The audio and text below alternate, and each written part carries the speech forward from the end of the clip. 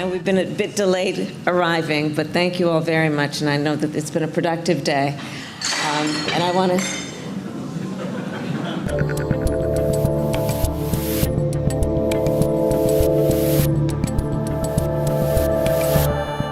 Sometimes they're just perfect, you know? Sometimes moments just collide and you go, that says what I want to say. A glass crashing as Kamala Harris begins her speech. It's November 22nd, 2022. That's a lot of twos.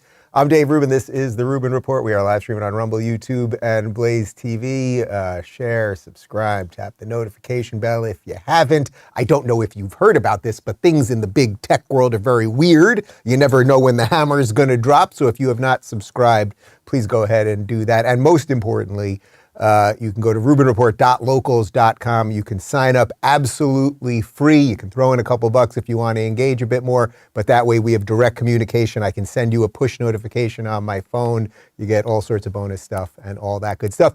Today we're going to continue what we started yesterday, which is a little more of a dive into the culture war rather than just the race horse politics part of all of this. And one of the things that I wanted to show you related to the culture war today, and you guys know it because you are the wisest audience in all of the digital space, is how the media manufactures a completely inaccurate narrative in order to advance their obvious political agenda, which always happens to be a leftist sort of big government, one world government agenda. Sometimes they retract stories that they screw up and sometimes they don't. And usually if they retract a story, it's years later and it's too late because the horse has left the barn, the ship has sailed. And it's not just that they lie about these things and then maybe retract or maybe don't retract. It's that often they'll create a whole new story so you completely forget about the lies in the past. And that leaves us, those of us that are somewhat functioning in society, we're all characters in their video game, basically, because we're so bludgeoned with lies all the time. So that's what we're going to do for the most part today. And the big lie, I know they like to talk about the big lie is Donald Trump denying the results of the election, but really the big lie over the past, say, 2.5 years has been what has happened with this Hunter Biden laptop. Because 2.5 years ago, roughly, it was Hunter Biden, crack addict Hunter Biden, who am I to judge, but crack addict Hunter Biden dropped off his laptop at a laptop repair shop. It eventually made its way, the content of the laptop made its way to the New York Post. The New York Post reported on it. The New York Post, which has been a place of journalism for over 100 years. And suddenly Twitter said, no. You cannot report on this story. You cannot link to this story. We're going to delete accounts that are talking to this story. We're going to shadow ban you and suppress you. If you try to privately share this New York Post story on Twitter, meaning in your direct messages, your private messages, not even publicly what's going on Twitter, we are going to not allow those links to be pasted. We are going to suspend the New York Post account. And yes, guys, guess what? Flash forward 2.5 years later, and you've known it all along, but now mainstream media is finally catching on. Yeah, the laptop was real. The info is real. And we're going to certainly find out a whole bunch more about it now that people are finally paying attention. So let's flash back to 3 years ago, because it's not just 2.5 years ago when the laptop and the New York Post story was wiped off Twitter. It was even happening a little bit before that when people started talking about what was going on with this thing. Here's Fox News's Peter Doocy, a guy that I can actually call a journalist without having to use the air quotes, questioning Joe Biden about the Hunter Biden scandal, which obviously the laptop has some info on, meaning that he was working for this Ukrainian energy company, making a lot of money, didn't have any skills, was a crack addict, etc. Mr. Vice President, how many times have you ever spoken to your son about his overseas business dealings? I've never spoken to my son about his overseas business dealings. And so how do you know? Here's what I know. I know Trump deserves to be investigated. He is violating every basic norm of a president. You should be asking him the question, why is he on the phone with a foreign leader, trying to intimidate a foreign leader, if that's what happened? That appears what happened. You should be looking at Trump. Trump's doing this because he knows I'll beat him like a drum. And he's using the abuse of power and every element of the presidency to try to do something to smear me. Everybody looked at this, and everybody's looked at it and said there's nothing there. Ask the right question.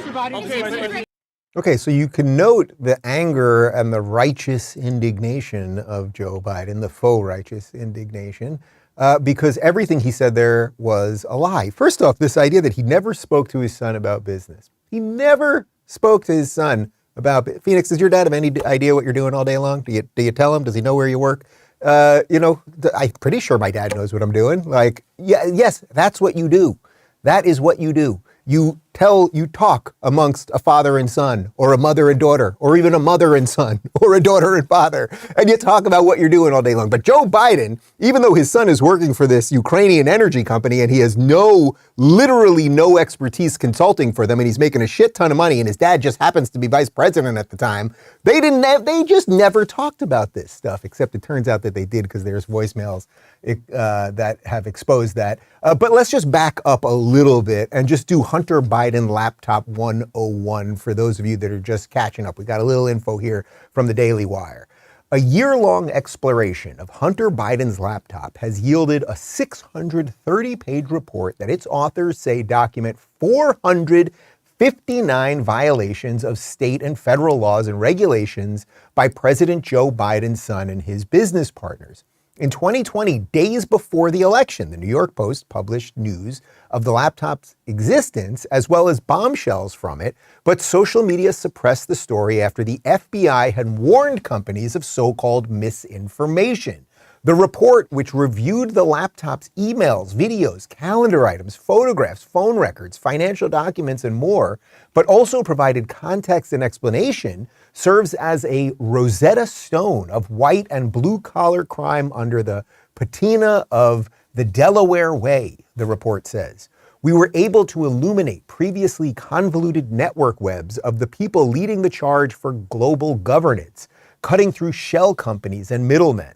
Crimes Hunter Biden allegedly committed included serving as an agent for foreign entities without disclosing it, tax fraud, and falsifying business documents. The alleged crimes also include prostitution, non-consensual pornography, and distribution of narcotics. Now, look, for any of you that saw, there was a day where a lot of the images were dropping on Twitter and elsewhere, and then they were just like, it was incredible watching it happen. You could watch accounts get blown apart in real time.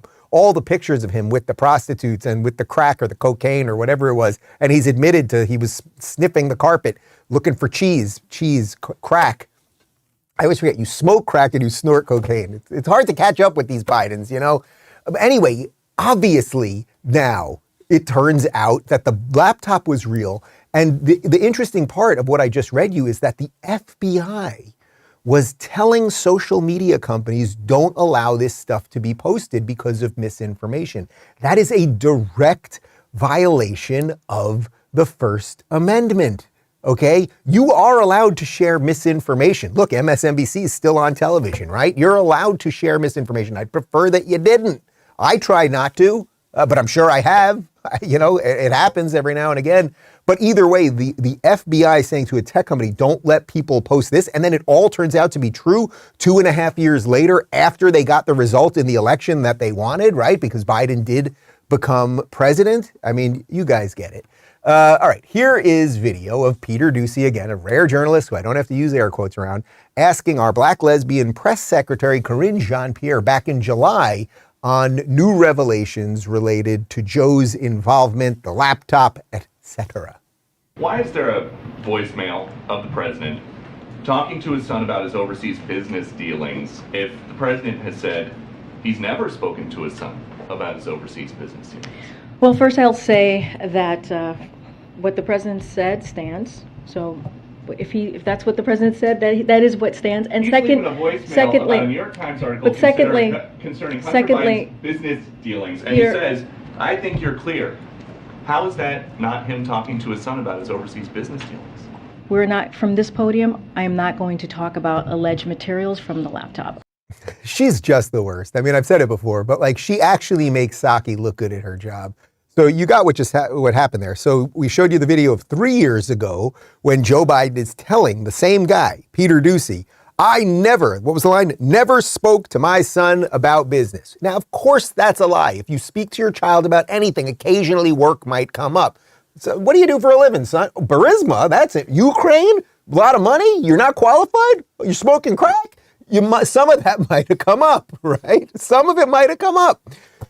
But then there's a voicemail. They didn't play it right there, but there is a voicemail that exists. I think we played it on the show once or twice back in the day, where Biden is asking him about his business dealings and a report that was coming out in the New York Times related to all of this. Now, what's really interesting about all of this is the way the media coordinated to kill the story. So the FBI tells social media, hey, don't talk about that thing. And then mainstream media carries the water to continue the laundering of the lies. Here's a beautiful compilation of mainstream media dismissing the New York Post Hunter Biden story, which, in case you're not following along, turned out all to be true. Go ahead. No, I probably best I don't. Obviously, we're not going with the New York Post story right now on Hunter Biden. This is really one of the stupidest October surprises I've ever seen. It helps to really view this as storytelling, not so much as news coverage, but as political entertainment. NPR explained, we don't want to waste our time on stories that are not really stories. Who even thought to make that story up? It's a story that many intelligence experts say has all the hallmarks of a foreign interference campaign. It looks like it's tied to Vladimir Putin in Moscow. This is a Russian intelligence disinformation campaign. Foreign intelligence operation. Foreign intelligence operation. Russian intelligence. Rudy Giuliani was not fed passively Russian disinformation. He ordered it off the menu. This is a classic example of the right-wing media machine. And he's in the midst of a scandal. He's not. And he's taking... Of course he is, Leslie. We should note Hunter Biden isn't running for president. That argument has been debunked. There is no evidence that Joe Biden did anything wrong. For all we know, these emails are made up. It just lacks credibility. Okay, I would love if you guys would start doing that digging and start doing that verification. No, we're not going to do your work for you. Character matters. It matters. Telling the truth matters. Being a good person matters. Don't know what. If you have managed to stay roughly sane these last couple of years, I commend you. I'd like to give you a gold star or a little sticker that you could put on the lapel of your jacket, because if you didn't fall for all of this, I didn't fall for all of it. I don't think these people in this room fell for it. I don't think you fell for it. But millions and millions of people fall for these things. They fall for this. They fall for Donald Trump, very fine people on both sides. They fall for all of the COVID stuff, and vaccines work, and get your 8th booster, and it makes sense to lock kids out of school. People have fallen for all of these things. That's why I'm doing the show today the way that I am, because if you don't look back, like everyone in there, whether it's Brian Stelter, who actually did get fired, or whether it's Brian Williams on MSNBC. Remember Brian Williams? He was the NBC nightly news host, and then they caught him in a lie. So what happens at NBC? You don't get fired. You just move over to the AA network, MSNBC. Any of those people, the CNN hosts that were talking about it, they all should be fired. That's not cancel culture. You people are all in negligence in your duty to report the truth. You're activists who protect a political party and a political class as opposed to telling the truth. You know who tried to tell the truth about this thing? You're not going to believe this one. It's the orange guy. That's right.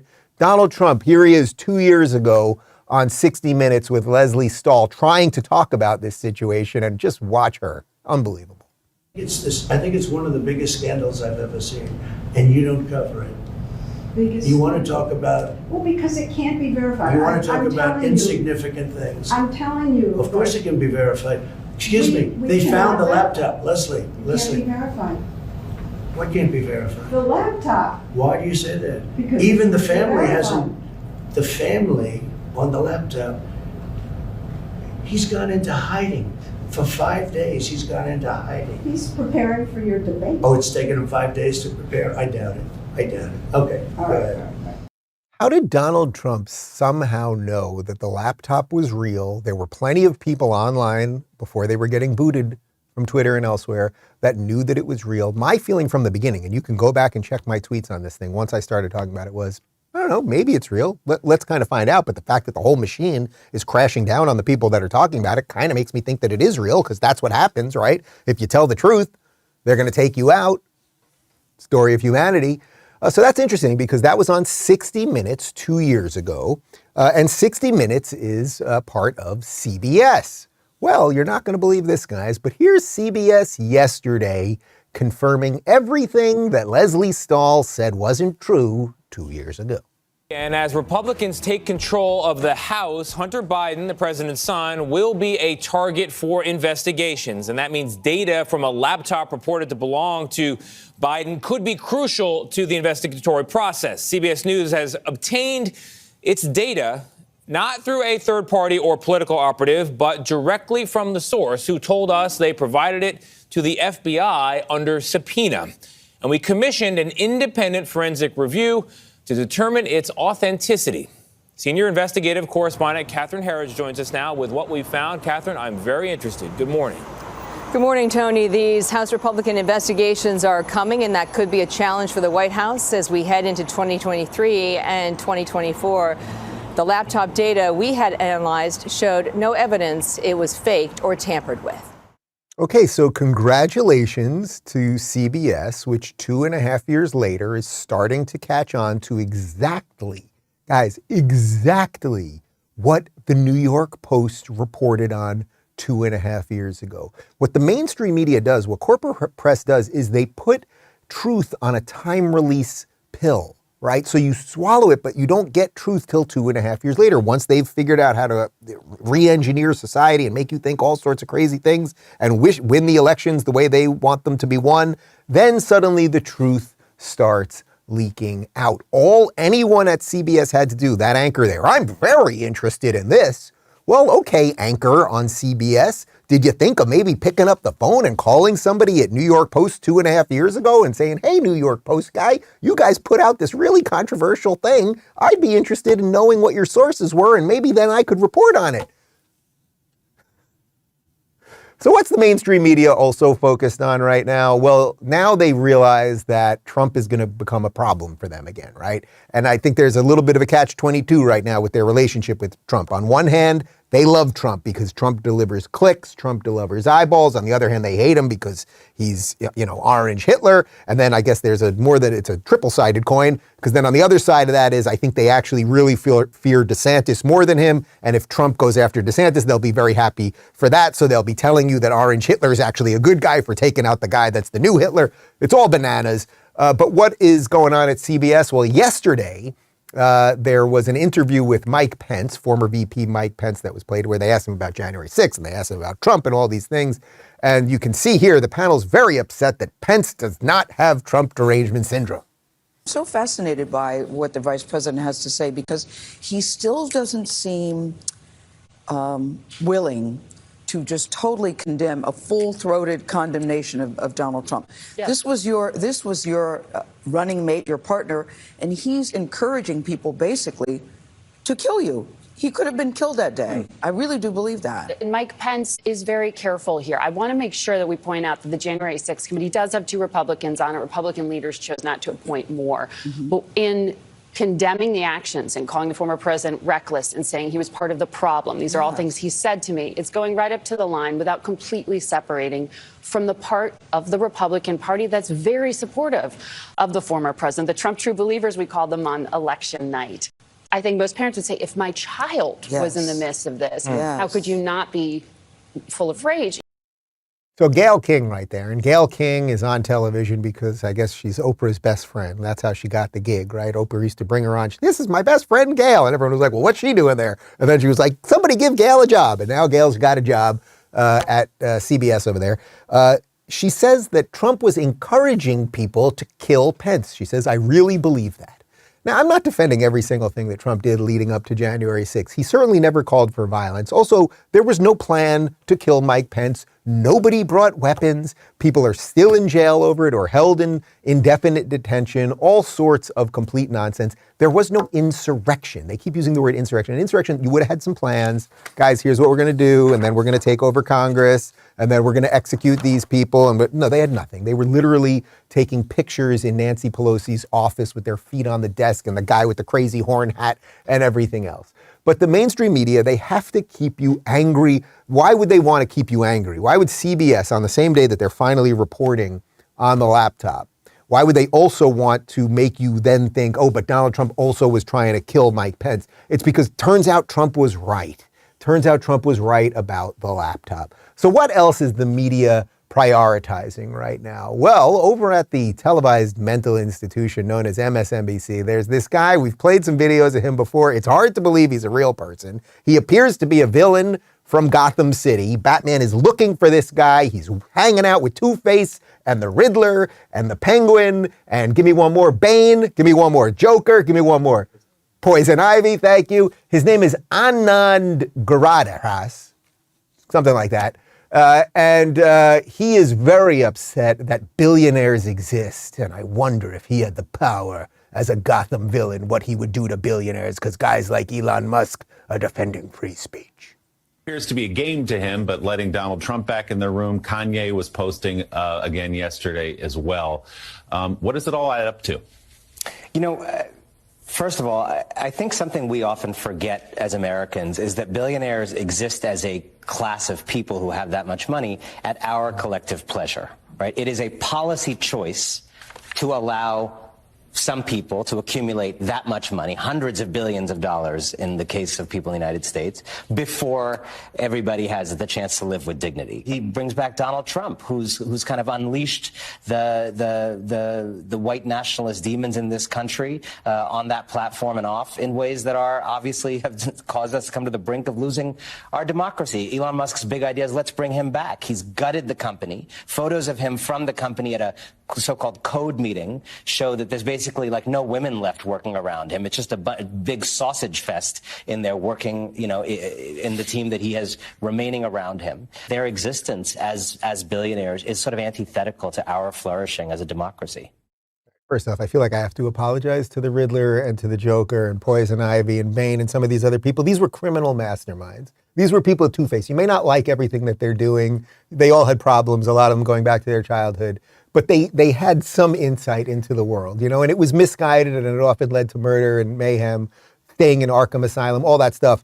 Arkham Asylum, that's a good reference. You got that one, right? You definitely didn't get, you got it? You got it. Wow. All right.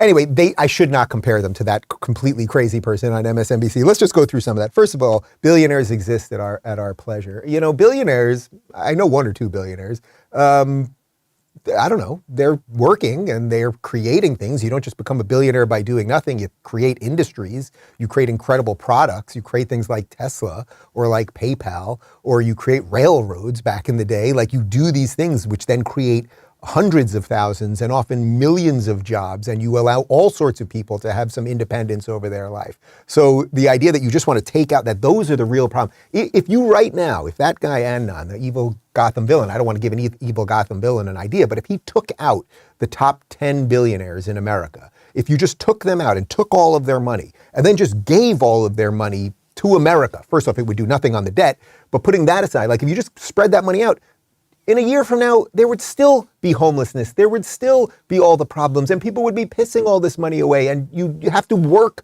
to earn something. We can discuss whether there are tricks and games that they play and all of those things on the margins, fine, but the problem is not the billionaires, it's the government in the first place. That's one thing he said. Then Trump unleashed the white nationalist demons, which I'm pretty sure he's the evil Gotham guy here with the white nationalist demons. That does seem like an evil character. And then, of course, we were on the brink of losing democracy. Again, they had no plans. One guy had the Lego set, which turned out he didn't even bring it or something. And then he's going on about this picture. So Elon Musk posted a picture. It's like 1 a.m. in the Twitter office a couple days ago, and he's got some bunch of programmers around him, and this picture went viral because it appeared, I don't know, there were maybe 30 people around him, and it appeared that there were no women. It turns out there were at least 4 women, and that you just have to kind of find them, and it's San Francisco, so everyone's kind of a he, she, man, woman, or whatever. So you gotta kind of look around somebody's shoulder, and then you spot a chick or whatever. But either way, you think Elon went in there like, dude, guys, I'm going to fire all the chicks. Like, enough of the chicks, you know? No, he went in and he said, are you doing your job? Do you want to work here? Many people who quit on their own, they probably happen to be women. Many people that were not doing their job very well, they might have been women. These people are completely bananas. And I hope I didn't give that evil Gotham villain any ideas. Anyway, what else is going on here? Well, the entire machine is not happy with Elon Musk right now because he's allowing people back on Twitter. He allowed Donald Trump back on Twitter. He allowed Sargon of Akkad. This is an old school YouTuber who was one of the first people when I was leaving the left like 8 years ago.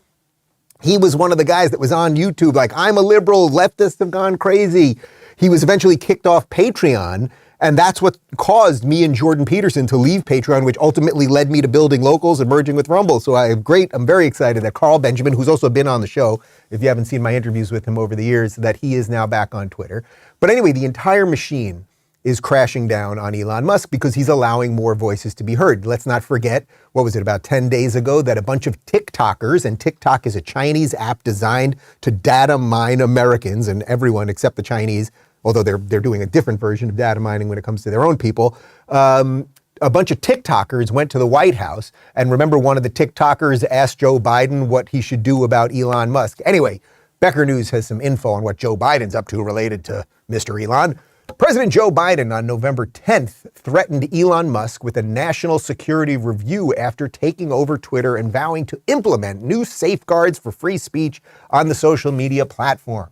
I think that Elon Musk's cooperation and or technical relationships with other countries is worthy of being looked at, whether or not he's doing anything inappropriate. My God, that sentence. I'm not suggesting that. I'm suggesting that it's worth being looked at, Biden told reporters on Wednesday. It wasn't reporters that he was talking to, it was a bunch of TikTokers. When asked how he would put Musk's deal under scrutiny, the president said there's lots of ways. Do you see how evil this is and how pernicious and nefarious the government can be? He doesn't know that Elon's done anything wrong, but we should look into his businesses. By the way, Ed Markey, who's a senator, also said that we should look into Elon Musk's businesses. So Elon Musk buys Twitter. He says, I'm going to try to have it a little bit more open for free speech. And then the government starts coming in and says, we're going to see what you're doing over there with Tesla. We're going to see what you're doing over there with SpaceX. We're going to see what you're doing over there with the Boring Company and with Neuralink and Starlink and everything else. This is mafia-style fascist tactics that they are doing on this guy. So the guy needs our support right now. I get it. He's a billionaire and maybe he's just got a rocket waiting in his backyard and they're going to come for him one day and he's just going to take his family to Mars and God bless him for it. And Elon, I'll come with you. But this is crazy stuff. The idea, we don't know that he's done anything, but we're sure going to look. We should probably look around. You know, I don't know if that guy murdered anybody, but we should probably subpoena his laptop. We should probably go through all his stuff. How am I supposed to know if he murdered anybody unless I check all the stuff? Ridiculous. So what else is going on here? What else is going on here? Well, there was actually a horrific shooting at a nightclub in Colorado. So I'm going to link this to sort of everything that we're talking about here, but a little bit of info on that from the Daily Wire. A gunman opened fire inside a gay nightclub in Colorado just before midnight Saturday, killing 5 people while at least 25 others reported injuries, authorities said. The carnage occurred inside Club Q in Colorado Springs, which describes itself online as an adult-oriented gay and lesbian nightclub hosting theme nights such as karaoke, drag shows, and DJs. The suspected gunman was detained and taken into custody shortly after the attack. So let me just address this, and then you'll see how I'm linking this to everything else. As far as I know at the moment, we don't know anything about this guy's motives. I've heard some people say he was a closeted gay person. The media is all running around saying he was a crazy right-winger, and they're trying to connect it to, conservatives and all that stuff. We just don't know yet. What we do know is one very bad person, for whatever the reason might be, and it obviously had something to do with mental health, because you don't just walk into a nightclub or into a school or into a church and shoot a bunch of innocent people unless you're mentally unwell. We know that he is responsible for his actions. But you guys know this is 2022, and on social media, everyone uses this for their own political purposes. Here is Chicago Mayor Lori Lightfoot. Throw me that tweet. I'm sick of this shit. How many people need to be murdered? How many lives torn apart until it actually stops? We don't have to live like this, and we don't have to die like this. That's what Lori Lightfoot said. Now, first off, it goes without saying that I have nothing but sympathy and empathy and thoughts for the families of the 5 people that were killed and the people that were injured. Okay, fine. Lori Lightfoot saying this, that she's sick of it. She can't believe that this happens. And there's hate and all of those things. Lori Lightfoot is the mayor of Chicago. So I said to Phoenix before the show, let's research how many people were killed in Chicago, her city, this weekend, because she's very upset about Colorado Springs. 5 people were killed. Well, you know how many people were killed in Chicago this weekend? 5. Also 5. Yeah, 5 were killed, 60 injured by gun violence. So that's actually pretty low for Chicago. And from WTTW News, let's get the update on the year in killings in Chicago. Yeah, about 450 people as of September 1st. So it's got to be closer to about 500 now. So about 500 people have been killed by gun violence in Chicago, her city. She's doing jack shit about that. Chicago has and Illinois has some of the most stringent gun laws possible. She doesn't want to talk about that because that's black people killing black people. Frankly, I don't care about anyone's skin color or their gender or their sexuality when it comes to murdering people.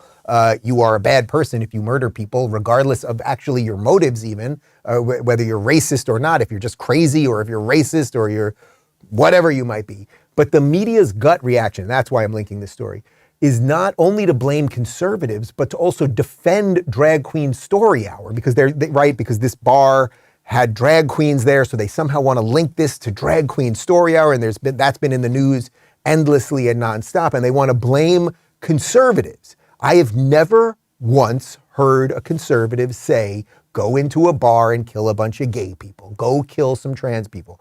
Generally, they're saying, some of them might say, I personally believe in traditional marriage, but there aren't many people that are fighting off same-sex marriage at this point. It is the law of the land, and even before the Supreme Court went in and decided that, it was happening state to state, which probably was the better way for it to happen through the legislative process rather than the courts, but that's somewhat of a moot point now. But I think something like 26 states had already legalized it. It was happening every week. You may remember that about 7 years ago or so. But you can see what the media is doing here. They hear, a shooting at a place that has drag queens. There's drag queens. Drag queens are always teaching young kids how to read for some reason. I don't know why drag queens never go to actuary conventions. Drag queens never go to the Dental Association of America and perform for those people. Drag queens don't seem to go to the shoe salesman convention in Sheboygan, Wisconsin. They don't seem to do that. They only can perform for children, apparently. Here's the televised mental institution, MSNBC, with racist Joy Reid, and she actually aired a clip of Drag Queen Story Hour, and I don't think this segment went exactly how she intended. Just to go on, because I don't think most people have ever seen one. I've been to one with kids there, I want to show you guys what Drag Queen Story Hours look like, because there was a drag show that was supposed to be at this club when this attack happened. I just want those who don't know what they look like to see what one looks like. This is cut 2. Please play this. The hair. So a lot of drag queens have really big hair. So the hair on the drag queen goes up, up, up. So you can put your hands on your head like this and go up, up, up. So the hair on the drag queen goes up, up, up, up, up, up, up, up, up. The hair on the drag queen goes up, up, up, all through the town. Good job. And, it makes me sad, Brandon, that scares right-wing people so much that they would try to ban it, or your governor sued people over it, and then people act surprised when there's violence against people who are trans and LGBTQ. Okay, a little throwaway first. Joy Reid, years ago on her blog, used to go after Charlie Crist all the time because he was a closeted gay Republican. So she deleted all those posts and then pretended that somebody hacked into her blog. But she has a history of anti-gayness herself. Now, I want to be clear about one thing here. There's a difference between drag queens and trans people. What you saw there was a dude dressed up as a chick. I have no evidence. I was told by Joy Reid That's a drag queen, not a trans person. So that is a guy who identifies as a guy who dresses up like a chick and for some reason wants to read children's stories to children. And why would you want a 5-year-old to have to look at that thing and think about what is going on here? Why would you want to enter into, look, as an adult, you can live your life any way you see fit. And it's ultimately up to a parent, obviously, to decide what they want to see and what they want their child to see and what they wanted them to be affected by and all of those things. But there's obvious, like, it's just so obvious, it's ridiculous. But I just want to make the point that there is a difference between a drag queen and a trans person who fundamentally feels that they are in the wrong body and then often goes through the surgeries to transition into the other gender. This would be someone like Caitlyn Jenner, right? Bruce Jenner, who became Caitlyn Jenner. Bruce did the whole thing. Bruce added the boobs, chopped the wang. Bruce is living as a woman. Okay, good to go. Okay, Caitlyn, it's all good. But that does not mean you have to infect the minds of children with this stuff. And I would recommend that you read, what's Abigail Schreier's book? Sorry, I'm blanking on the name. Great book. What is it? Irreversible Damage, thank you. Irreversible Damage by Abigail Schreier, who I've had on the show. How it is becoming a social contagion that suddenly the amount of kids who identify as trans is exploding. Usually it's young girls who want to transition to boys. And then they realize a year or two later, after sometimes they've taken these puberty blockers and all sorts of other stuff, that, oh no, it was just a little bit of a phase or it was a social contagion. Remember the movie Heathers? It was a social contagion. Everyone starts acting the exact same way. But there is a bizarre movement in mainstream media to normalize drag queens with kids. Again, why don't drag queens, okay, so they do events at gay nightclubs, okay, that's fine. And then why don't they do events with anyone else other than kids? Again, the actuaries, the accountants, the dentists, the shoe salesman, whoever it might be. Why doesn't the NBA bring in a bunch of drag queens to do team building with the Knicks? Bizarre, right? It has to be with kids. Well, here's this guy, Ben Collins. He is the dystopia beat reporter at NBC. It is the most ironic. This is like reliable sources, Brian Stelter level irony when it comes to the title of what you do. The dystopia beat reporter. I mean, he's all about dystopia. And here he is. You can see he wants to normalize drag queens with kids for some reason. I don't know why. How significant are those two dates? Yeah, and also hours before what they called an all-ages drag brunch, which is probably the #1 target of these anti-LGBTQ events recently. Like, for example, the Proud Boys will go and protest any drag brunch, any drag story hour, anything that a child might go to meet a drag queen, not, just to show them that they're human beings and people. They go there and they read Dr. Seuss there. They read regular books, but it's read by a drag queen, and they have breakfast. It is not some hypersexual event, but that's what it's viewed as on the far right.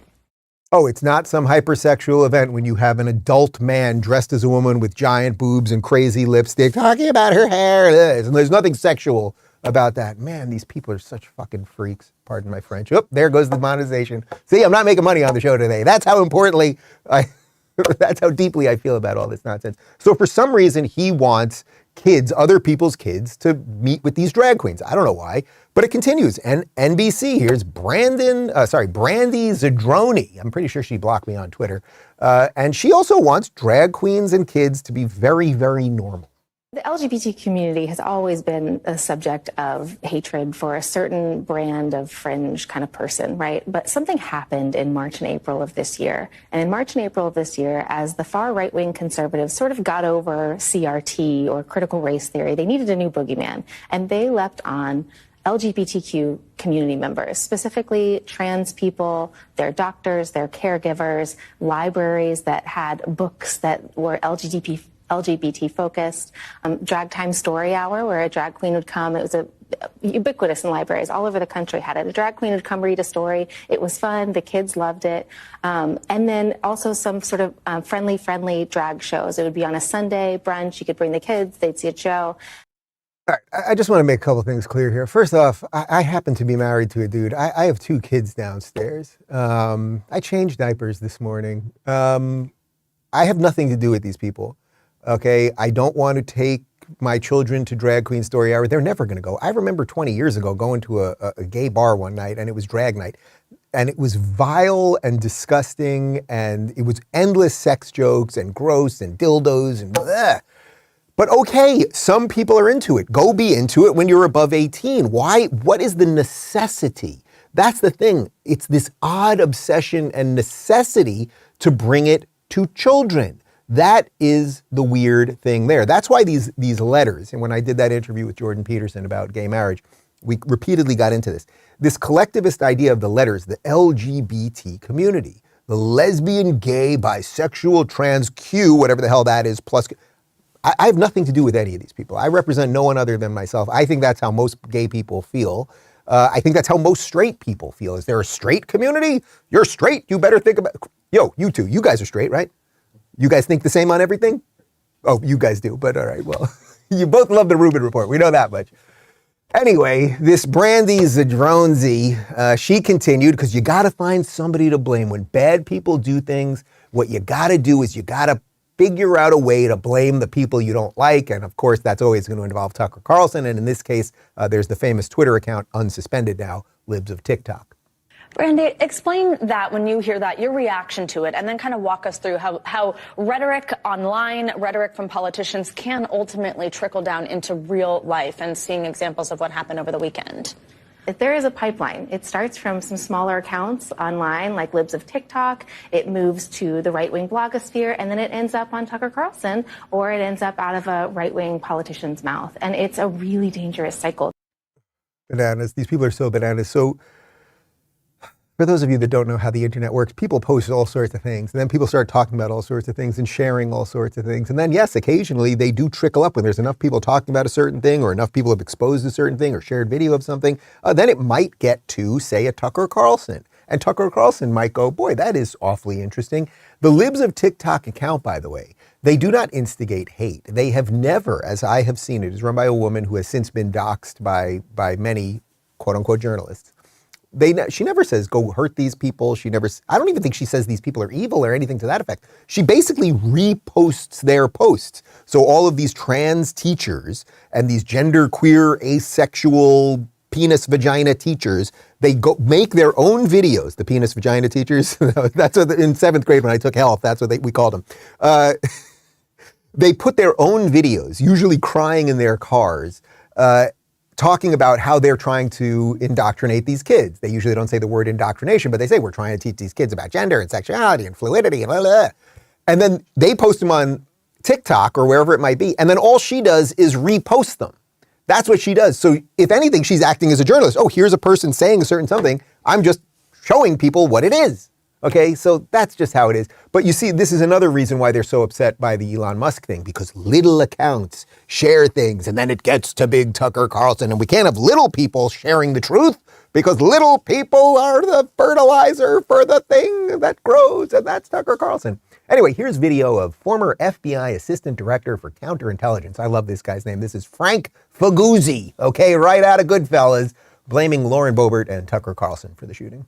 He's a consumer of the people we just rattled off, from Lauren Boebert to Tucker Carlson. Let's get it out. Let's get it out at trial. Let's expose it for what it is, name it and shame it. He's a consumer of these people, and those people should face civil consequences from the victims.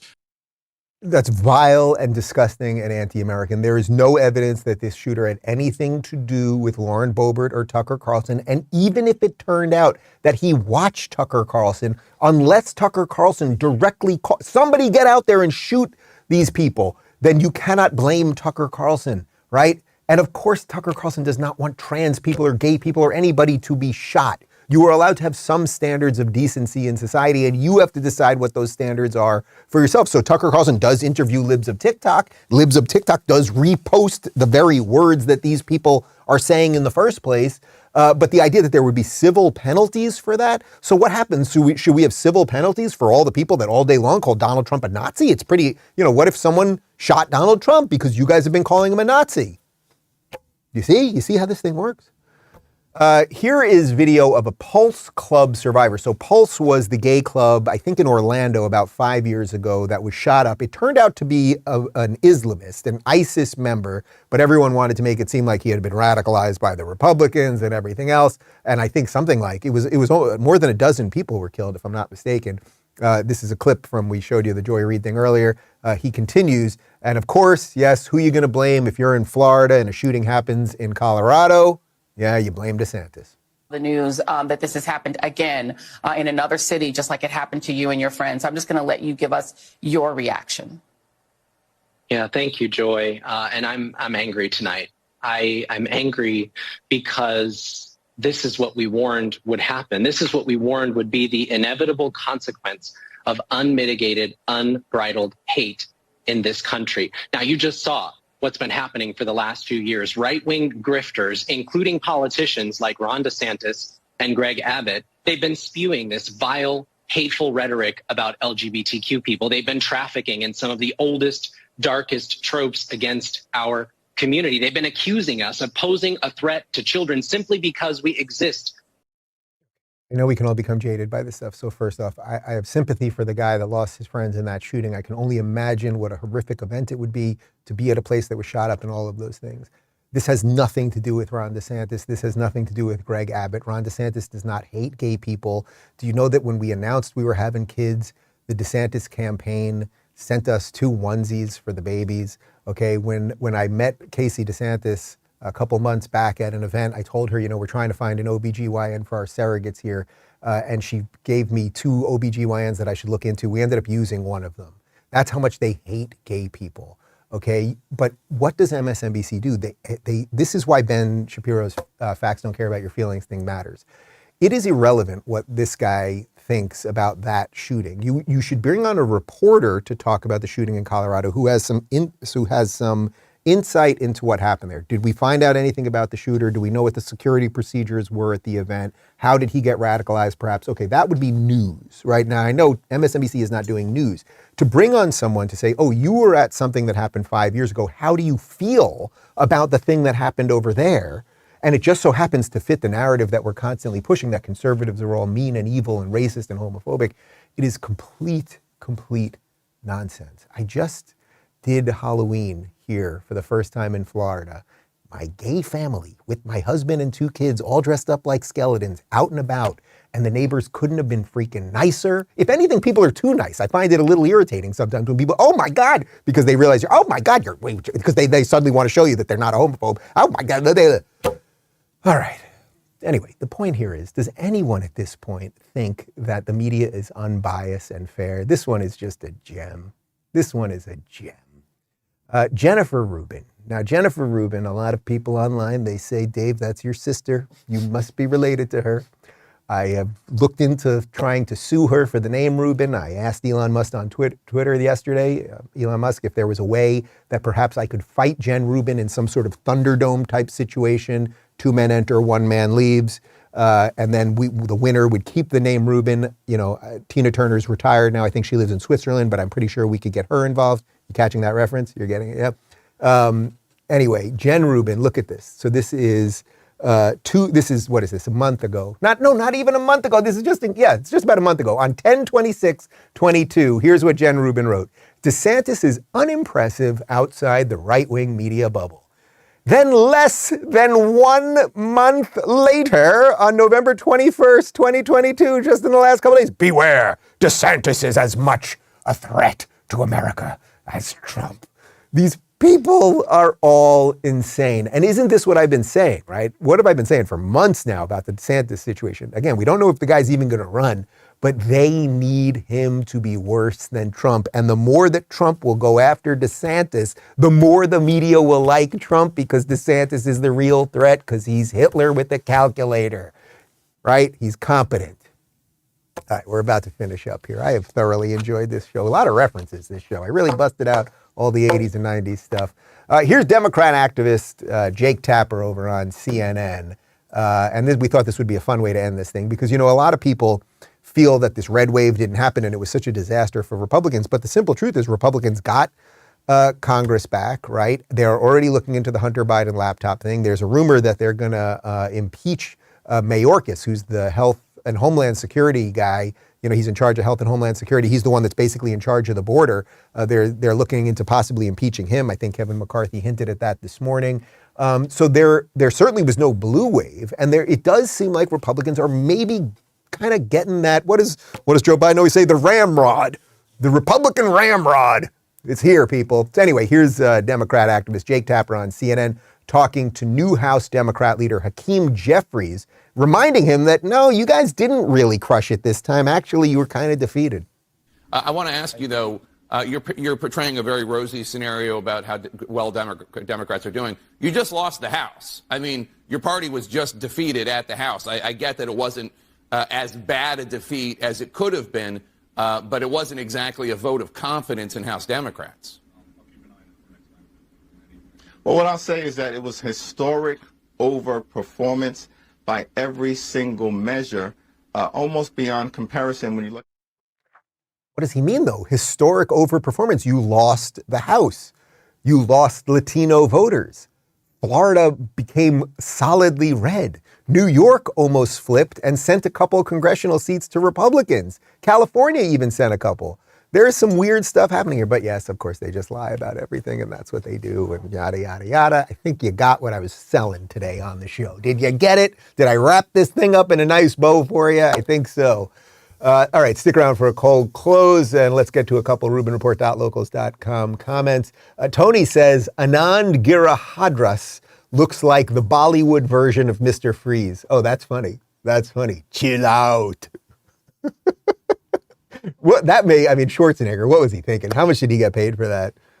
Chill out. Give me, what was another one that he would say? I'm cold. Give me one. It's freezing in here. EK says, if anything from this year describes Democrat privilege, it's this whole laptop story. Hunter gets a pass until the election, but the FBI raids Melania's underwear drawer. Yeah, it's Democrat privilege. I get why so many people sell out to that side, because it's like they do kind of win. They do kind of win. The machine, you can't fight City Hall. The House always wins. I get why people are just like, forget it. I can't take it anymore. People like Jennifer Rubin. She was, I think, a roughly sane conservative, and now she is a completely bananas progressive lunatic who can take any position on anything. You kind of admire it at some level. Amy says, when I first saw The Matrix, I thought I'd rather take the blue pill and just live ignorantly and happily, but I was in my 20s and voted Democrat. Coincidence. Isn't that something? If you haven't watched The Matrix in a while, there is that great moment where I don't remember his name, one of the guys, Cypher, I think, was his name Cypher, Cipher in Matrix? That sounds right? Where the agents basically get him to turn on Neo because he doesn't want to take it anymore. He cannot live knowing the truth anymore because the truth is so painful to him, right? So there's that moment they're sitting at the restaurant and he just wants to eat the steak and he wants to blissfully go back to sleep. Was I right about Cypher? I think, I got it. Not bad. He just wants to go back to sleep. He doesn't want to deal with the pain anymore. And I think that's what I'm saying. Like, a lot of people are just like, I will just stay blue-pilled. This thing and the truth, it's too scary. And fighting for honor and reality, that takes work, man. But just to sit in a box and play video games all day and watch porn, and then eventually they'll strap something to your genitals and you're never going to get up and you're going to eat bugs. I don't think that's the point of being a human, but I'm old school. What can I tell you? Guys, if you have not subscribed, do so on rumble.com. It's rumble.com/Rubin Report. My full interview with Byron Donalds, who is a congressman down here in South Florida in the area that was hit hard by Hurricane Ian. I think this guy's got a bright freaking future. If there was some guy in Florida that might become president, this guy might be the guy to replace him. You never know. And I apologize in advance, we leave you with wise words from Kamala Harris.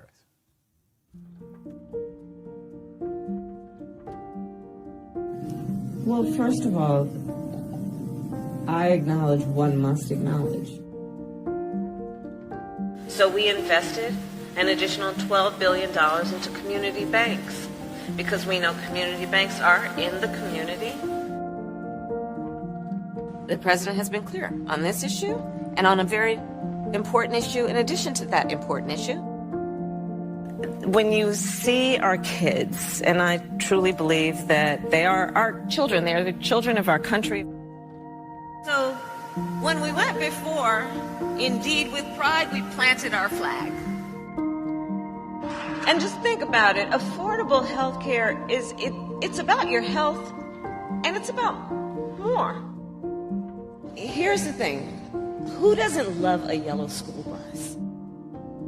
Whenever you're dealing with conflict, pull out a Venn diagram, right? And so, you know, the 3 circles. I'm Vice President of the United States. Anything that I handle is because it's a tough issue.